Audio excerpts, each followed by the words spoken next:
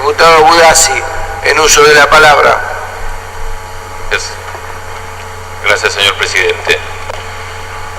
Hace un rato, sobre el mediodía, venía cruzando la Plaza de la Gobernación, en donde el gobernador Scioli había hecho una reunión con todos los académicos, profesionales, magistrados que colaboraron en la concreción de este proyecto, y los diferentes grupos políticos que integran esta Cámara que lo apoyan, y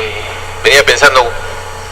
que prácticamente un milagro, pensamiento original, pues qué casualidad, cómo se fueron dando las cosas para que pudiéramos llegar a votar en este recinto este proyecto que viene a plasmar lo que hace más de 150 años ordena la Constitución y no se cumplía.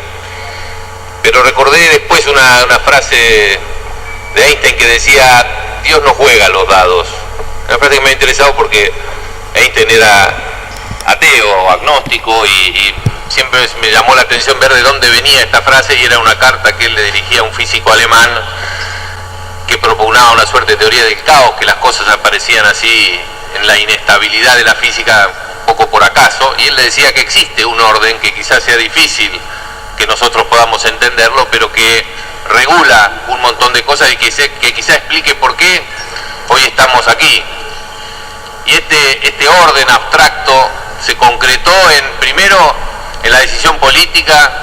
de un gobernador que cree que el poder está en la legitimidad con lo que se lo ejerce y no con la simple autoridad de la fuerza bruta del que manda, impone y sojuzga por el poder físico, político o económico. Así como considera el gobernador Scioli que debe dejarse esa visión un poco mezquina del poder que habla de concentrar recursos, y en la provincia de Buenos Aires en los últimos 4 años ha aumentado un 260% la participación a los municipios, cuando el presupuesto ha crecido algo menos del 180%, o sea, le ha dado más de lo que él ha recibido a los municipios para que gasten cerca de la gente. Así también cree que es necesario descentralizar el poder en un ámbito tradicionalmente en el cual tradicionalmente la democracia ha quedado afuera. El último resabio monárquico de la República, que es el Poder Judicial, administrado por jueces con estabilidad de por vida y con una serie de garantías procesales y funcionales que hacen que estén alejados del sentido común de la sociedad. Quizá Dios no jugó a los dados cuando le dijo a Scioli que esta era una alternativa viable y este es el momento histórico en la provincia de Buenos Aires. Quizá tampoco jugó a los dados cuando canalizó por intermedio del ministro de Justicia Casal y de su secretario Albarracín esta idea que ya el gobernador venía teniendo cuando era vicepresidente, porque recordemos que se organizaron las primeras jornadas, inclusive una teleconferencia en épocas que casi ni existía este sistema en el Senado de la Nación, en donde propugnaba ya el juicio por jurados, donde se confeccionó un libro y donde se trató en aquel entonces de imponer esta modalidad que la Constitución nos reclamaba. Y decía que estos operadores técnico-políticos, como el ministro de Justicia y su subsecretario, pudieron canalizar esta idea del jurado popular, una idea de avanzada, y que en algún momento creó serias resistencias en la academia y en la política de la provincia de Buenos Aires. Lo pudo canalizar con el proyecto que mandó sobre mediados de año a esta Cámara, y habiéndolo anunciado en el inicio de las sesiones. Y también quizá no fue el azar el que hizo que tuviéramos en nuestra comisión, en la Comisión de Seguridad y Justicia, primero colegas con generosidad como el diputado de Jesús, presidente de nuestro bloque, como Raúl Pérez,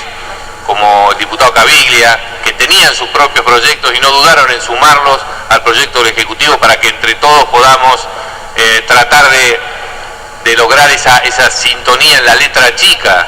del articulado de este proyecto, que conservó básicamente la estructura inicial, pero con algunos cambios que creemos lograron obtener el consenso de casi toda esta Cámara. digamos casi toda la doctrina especializada que colaboró con nosotros. Por ello también vaya el agradecimiento a los miembros de la comisión, también al diputado Britos, al señor Albert Wellington Jorge, que también ha trabajado con nosotros, al diputado Caviglia, al diputado Marcelo Díaz, al diputado Jano y a mi amigo Guido Lorenzino y al diputado Montesanti, que trabajaron con la amplitud mental suficiente como para poder generar este ámbito de debate para debatir el proyecto. Y tampoco quiero olvidarme del diputado Saín, que también fue una suerte de broker, de componedor de las diferentes ideas de la comisión, y que con su trabajo y su gimnasia académica pudo canalizar mucho de estas inquietudes dentro de la comisión, y sobre todo con una jornada que realizamos aquí en la Cámara, en donde todos los sectores involucrados, y ahí lo interesante, tanto defensa como fiscales, magistrados y abogados de la profesión, pusieron todo su empeño y todas sus ideas para lograr un proyecto equilibrado, es decir, que hoy se reflexionaba en la reunión con el gobernador que si fiscales y defensores se pusieron de acuerdo en un proyecto, debe ser porque efectivamente consideraban que no perjudicaba ni beneficiaba a unos y a otros. Y también quizá no fue el azar, quizá Dios nos jugó a los dados cuando nos hizo que debatiéramos este proyecto justamente en este día. El tema de Marita Verón nos conmueve a todos, desde la política, desde quienes seguimos siendo profundamente abogados, más que todo, y tenemos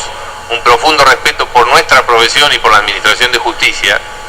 Cuando vemos cómo un fallo tiene las connotaciones y las consecuencias como el que se dictó ayer y que repercutió no solo en quienes nos dedicamos a nuestro micromundo jurídico, sino también en la sociedad argentina toda. Quizás estas consecuencias sociales no se hubieran producido si un juicio llevado adelante con jurados dictaba el mismo fallo que se dictó ayer. Y esto no lo decimos en abstracto, lo decimos porque, señores, en Argentina rige el juicio por jurados. En la provincia de Córdoba del año 2005, con más de 300 juicios realizados en paz, en armonía y con una altísima aprobación,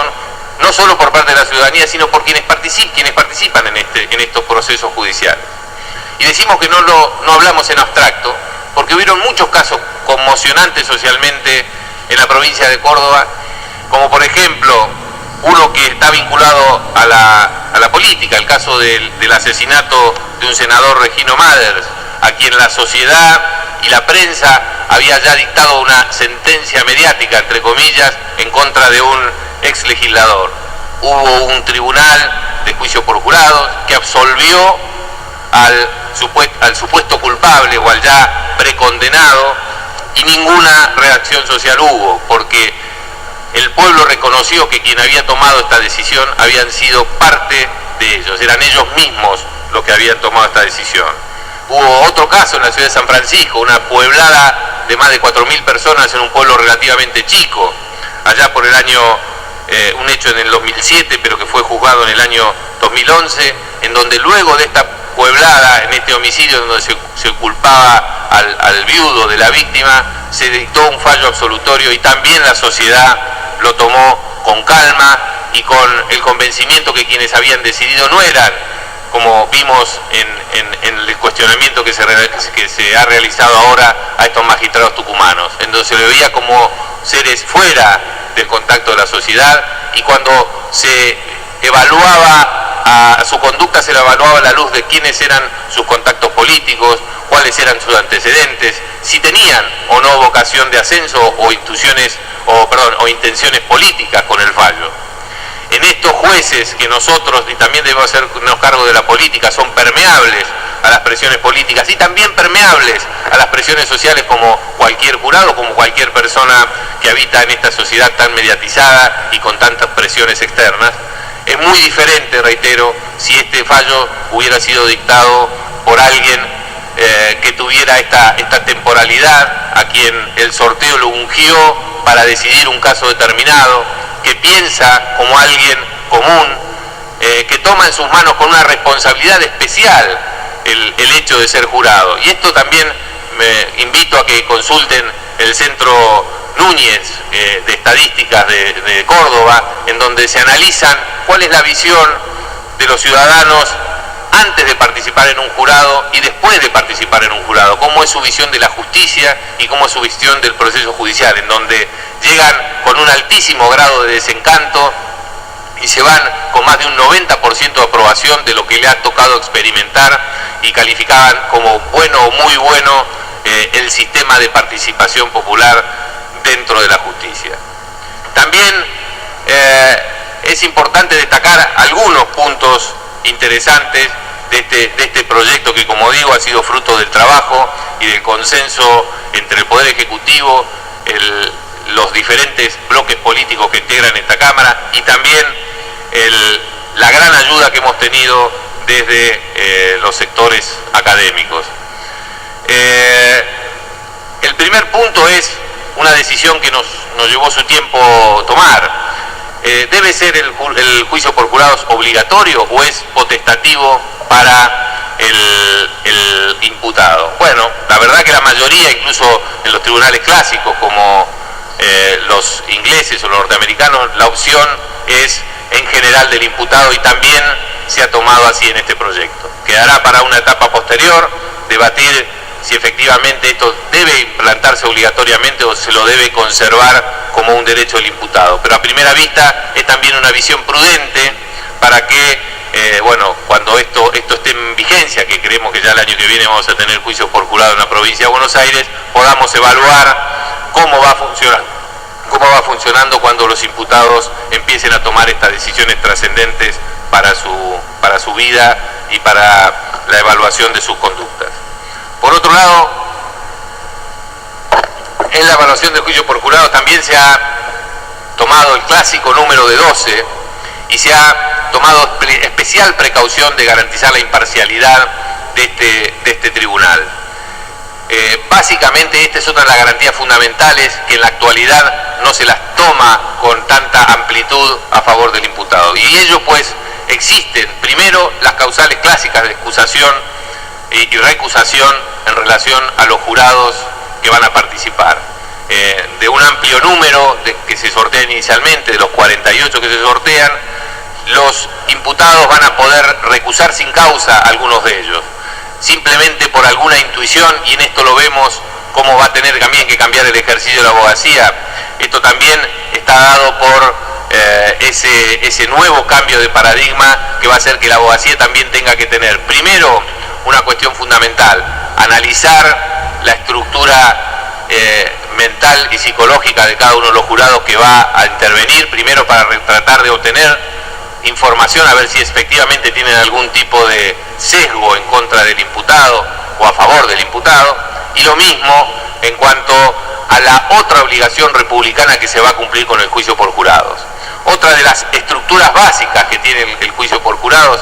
es que el juez, que ahora ve repotenciada su función, hacer una suerte de árbitro como en un partido de fútbol, que ve cómo se desarrolla el juego delante de sí, pone las reglas pero no interviene. Este cambio también de paradigma es fundamental para el nuevo desarrollo de un sistema acusatorio pleno. En la actualidad, si bien nuestro Código Procesal Penal ha intentado limitar la participación de los jueces para que no bajen ellos también como jugadores a esta cancha donde se desarrolla este drama de un juicio oral,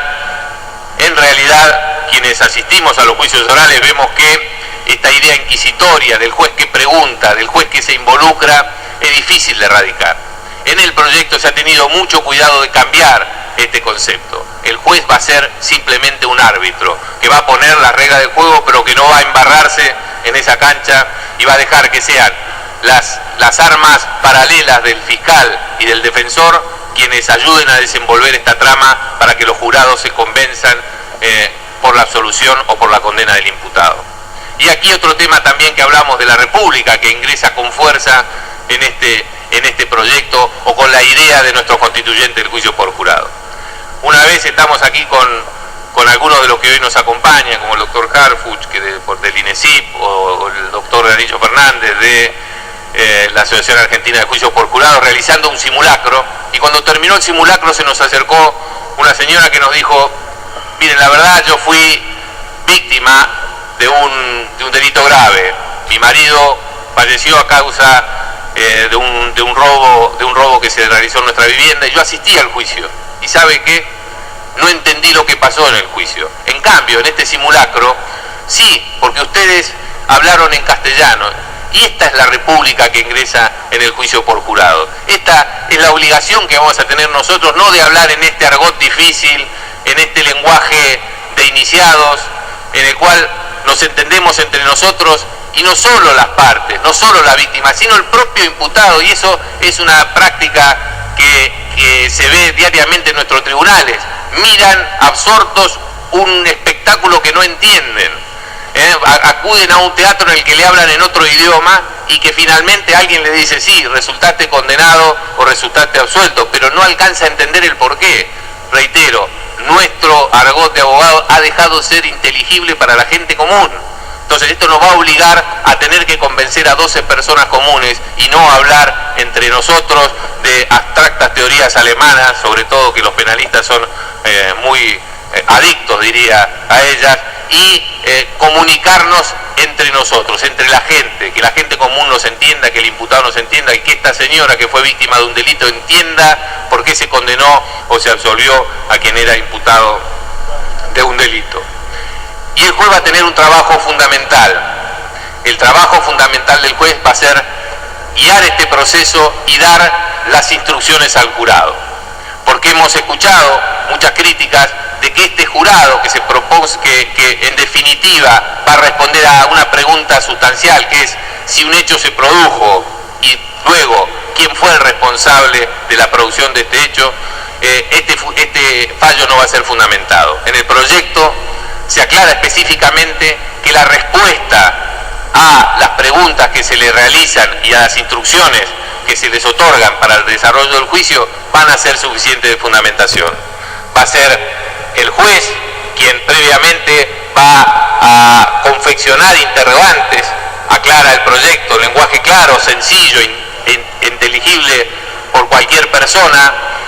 de qué cosas va a tener que decidir el jurado. Reitero, en forma clara, sencilla, práctica, y esa va a ser la fundamentación que va a tener el veredicto que finalmente dicte el jurado. Porque recordemos que el jurado se va a expedir solamente sobre hechos, para establecer si algo pasó o no pasó, para establecer quién lo hizo y en qué condiciones. No hace falta ser abogado. Simplemente con el conocimiento del sentido común y de la responsabilidad que han demostrado, no ya en el 80% del mundo occidental en donde rige el juicio por jurado, sino en nuestra provincia de Córdoba, esos jurados que se comprometen con el sistema y con participar en la administración de justicia,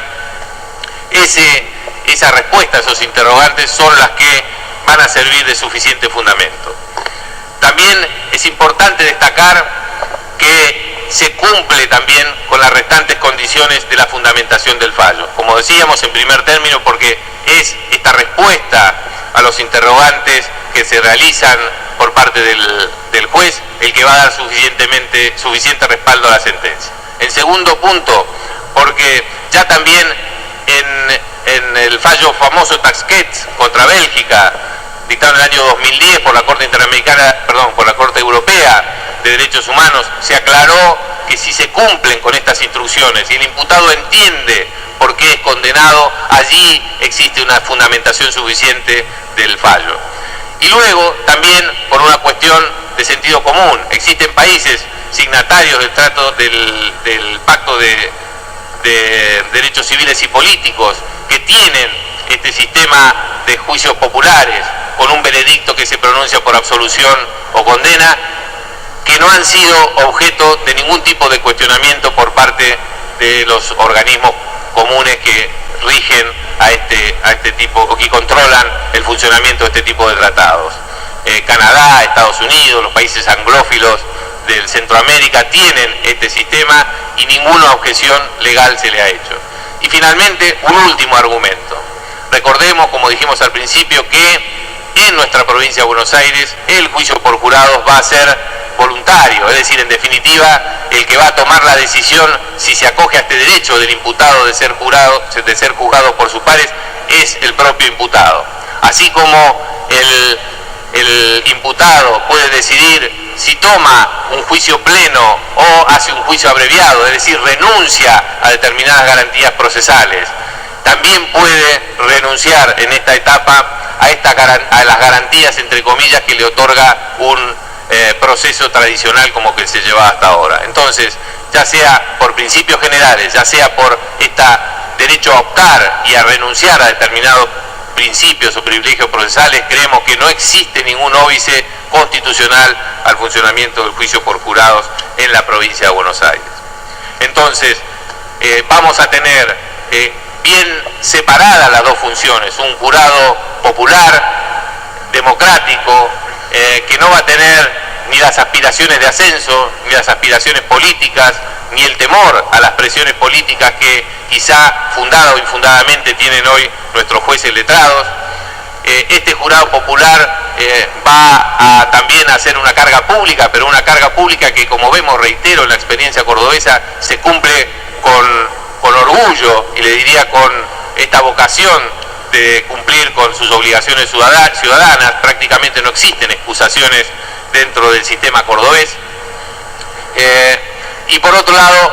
las tareas del juez, que se va a ver enaltecida primero por esta suerte de elevación en la cual va a controlar este juego que se desarrolla en la sala de audiencias, controlando al jurado y con su tarea fundamental de redactar en forma clara, precisa y sencilla las instrucciones para que funcione el jurado, y también en la última etapa del juicio, cuando este juicio se cierra, en la etapa que se llama de cesura de juicio, en donde, evaluando la conducta del imputado y lo que se ha desarrollado también en esa sala de audiencias, impone finalmente la pena, calificando también el hecho en la forma que le viene sugerida e impuesta por el veredicto que ha dictado el jurado. Señor presidente, permítaseme también una reflexión que le hacía cuando cruzaba la plaza y cuando pensaba que quizá todo esto era obra del azar o del destino, y que quizá Dios no haya jugado los dados con este tema. Y también en el aspecto personal, yo estudié abogacía, empecé a estudiar en el año 1982, todavía en la dictadura militar, en donde se nos decía a los argentinos que todavía no estamos maduros para la democracia. Y tuve yo en la propia cátedra, y nos han ilustrado muchos de los que nos ayudaron desde la academia a trabajar en este tema, que en muchas cátedras del derecho procesal penal y del derecho penal argentino, aún quizá no tan abiertamente, porque ya no es políticamente correcto decir que uno se opone al juicio por jurado, pero en el corazón de muchos de esos penalistas formados a la antigua, con una vocación más inquisitoria que garantista, todavía sigue ese prejuicio contra el juicio por jurados, ese último requisito inquisitorial, monárquico, que queremos hoy desterrar en la provincia de Buenos Aires con la instauración del juicio por jurado. Y se nos decía, bueno, no existe la posibilidad, el pueblo argentino no está preparado para el juicio por jurados. Y la verdad que estas cosas que uno aprende cuando va estudiando, las pone en unas ciertas cajas conceptuales entre lo que está bien y lo que está mal, y después cuesta una elaboración, una crítica de esas cuestiones y decir, bueno, la verdad que lo que nos enseñaron, ¿estaba bien o estaba mal? En aquel momento, ya 30, casi 25 años atrás, o 30 años atrás, era imposible encontrar muchos luchadores como los que conocí ahora, que también hace ya muchísimo tiempo vienen luchando por el juicio por jurados. Pero el destino, Dios, que quizás no jugó a los dados en este caso, también me llevó a que por una beca yo viviera en Londres o estudiara en Londres a la vuelta del Old Bailey, que es un edificio señorial en donde se realizan los juicios por jurados. Y cuando estábamos cansados en esa biblioteca nos íbamos a chusmear esto, que era una suerte de espectáculo para nosotros que no estábamos acostumbrados. Y ya entonces uno empezaba a darse cuenta que el punk que estaba siendo juzgado ahí, que había sido vestido con un traje un poco mal entrazado, se veía que el abogado había hecho todo su esfuerzo para ponerlo lo más presentable posible, que estaba siendo juzgado porque había saltado por una ventana y le había dado con un pico de hielo a un señor que se había resistido a un homicidio. Cuando uno escuchaba el desarrollo de ese drama y dejaba de lado el edificio señorial, la toga y la peluca que se realiza en Inglaterra con crines de caballo, de esos barristes, de esos tan elegantes abogados ingleses que vemos en las películas, el drama era lo mismo. Yo había visto hacía poco tiempo un homicidio de un taxista por un pibe de la provincia de Buenos Aires, y la verdad que el tema era similar, los actores eran similares, lo que se decía en defensa y en el cargo que se le hacía a ese imputado no había mucha diferencia, salvo que quizás ellos hablaban mucho más claro, y el ama de casa, el dentista, el peluquero que estaban en ese tribunal no difieren mucho de nuestros peluqueros, nuestras amas de casa y nuestros dentistas. Y quizá Dios que no juega los dados hizo que en el año 2002-2003 también con una beca fuera a vivir a un estado de Estados Unidos, se llama Massachusetts, y también a la vuelta de un tribunal en el cual también se desarrollaban juicios por jurados. Y estos juicios por jurados eran desarrollados por gente que tenía la misma capacidad y la misma formación que nuestro pueblo. Nuestro pueblo está capacitado como cualquier otro pueblo del mundo para ser jurado. El control social que implica tener gente del pueblo común que mire cómo actuó la policía, cómo se desarrolló el mismo proceso que llevó a la investigación, y la eficiencia o ineficiencia de quienes colectaron la prueba, es un control sustancial que hasta el momento no tenemos. Es por ello que en primer término reitero el agradecimiento a todos quienes trabajaron en este tema, reitero al Ejecutivo que tomó la iniciativa política sin la cual esta inercia de más de 150 años no se hubiera roto. Reitero también el agradecimiento a los funcionarios del Poder Ejecutivo que permitieron que de la discusión rica que se realizó en esta Cámara, en este recinto, con el aporte de los académicos que nos ayudaron con muchísimo entusiasmo a trabajar este proyecto, pudiera ingresar en los despachos de las 3 comisiones que tuvieron un voto casi unánime. Y también un agradecimiento general a todo el bloque a todos los compañeros de esta Cámara que van a acompañar este proyecto y que van a permitir introducir un cambio sustancial en la Administración de Justicia de la provincia de Buenos Aires. Muchas gracias, señor presidente. Gracias, diputado.